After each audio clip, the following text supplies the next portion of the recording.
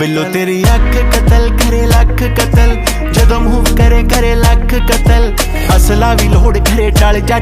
छड़ अखां नाल करने तू पास कतल 47 है वेट 47 रूम हर कले एमजी दे पट्टे जियां जुल्फां ते हर करे मारेंगी तू किसे नू बरूद दी ए पुड़िए नकरा बरहटे वांगू सीने चो पार करे नक विच पाया कोकर होंद तड़वा के ऑटोमैटिक जेन तू शकीनी रखे लाके कद तेरा रफल पठानी वर्गा M16 जही रखिया तू फिगर बना मामी सच कतल तेरा टच कतल जीजा नाल करे वखो वख कतल तेरे अगे आके असीं आप खड़ गए कर दे तू भावे बेशक कतल तेरी अख कतल करे लख कतल जदों मूव करे करे लख कतल